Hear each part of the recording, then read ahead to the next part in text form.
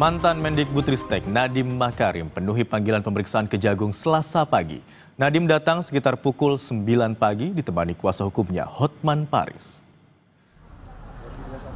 Pemeriksaan ini merupakan kali kedua Nadiem datang sebagai saksi atas kasus dugaan korupsi yang terjadi di Kemendikbudristek tahun 2019 sampai 2022. Kejagung akan mendalami proses hingga pengawasan Nadiem atas pengadaan laptop dengan sistem Chromebook tersebut.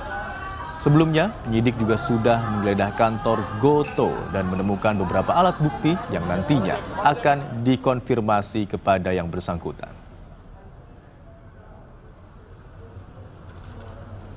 Informasi soal pemeriksaan mantan Mendikbudristek Nadiem Makarim kita tanyakan kepada jurnalis Kompas TV Eril Wiranata dan juru kamera Junaidi Saputra.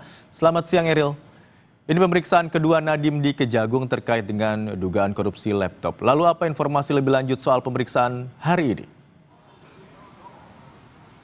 Siang Imron dan saudara, memang sudah hampir 3 jam Nadiem Makarim bersama kuasa hukumnya melakukan pemeriksaan di Kejagung, yang dimana ini merupakan pemeriksaan kali kedua bagi Nadiem Makarim atas dugaan kasus korupsi yang terjadi di Kemendikbudristek pada tahun 2019 hingga 2022.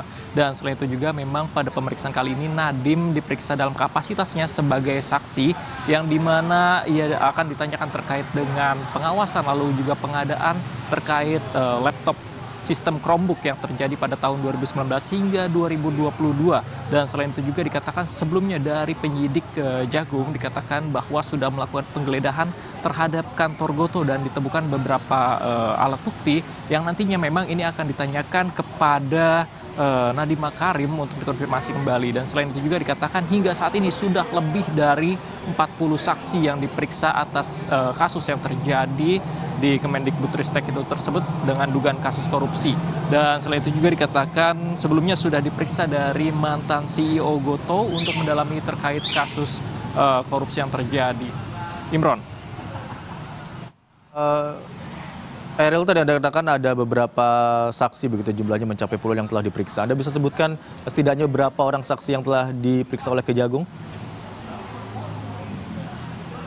Imron, memang sudah lebih dari 40 saksi yang diperiksa atas kejadian kasus dugaan korupsi yang terjadi di Kemendikbudristek pada tahun 2019 hingga 2022. Di antaranya adalah 3 staf sus Nadiem Makarim yang juga ikut akan diperiksa. Maksudnya diantaranya adalah Fiona, kemudian juga Juristan, lalu Ibrahim Arif.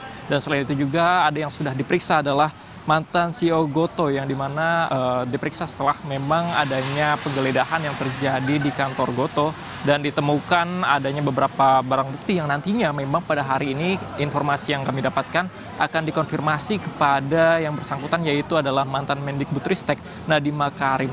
Dan selain itu juga dikatakan memang sudah lebih dari 40 saksi ini dan nantinya akan diperdalam kembali terkait dengan proses pengadaan ataupun pengawasan, karena Nadiem pada saat 2019 hingga 2022 menjabat sebagai Mendikbudristek, yang dimana dalam hal ini ia akan diperiksa kembali terkait dengan proses pengadaannya hingga nantinya juga akan dicek ataupun dikonfirmasi terkait dengan barang bukti yang ditemukan oleh penyidik pada beberapa waktu lalu.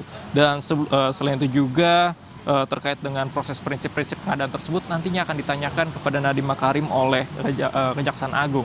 Dan memang ini merupakan panggilan kedua ataupun pemeriksaan kedua maksud saya, yang dimana sebelumnya pada minggu lalu Nadiem Makarim sempat tidak hadir dan meminta ditunda untuk pemeriksaan keduanya, dan hari ini Nadiem hadir sejak pukul 9 dan hingga saat ini sudah hampir 3 jam pemeriksaan, dan nantinya kita akan tunggu kembali hasil dari pemeriksaan yang dilakukan oleh Kejagung. Imron. Baik, sejak datang pukul 9 tadi, sekitar 3 jam hingga sekarang Nadiem masih berada di gedung Kejaksaan Agung. Kemudian yang menjadi fokus pemeriksaan hari ini adalah terkait dengan pengawasan dan pengadaan laptop berbasis Chromebook yang dilakukan di tahun 2019 hingga tahun 2022. Terima kasih atas laporan Anda, jurnalis Kompas TV Eril Wiranata dan juru kamera Junaidi Saputra. Kita beralih ke informasi lainnya, Saudara. Presiden Prabowo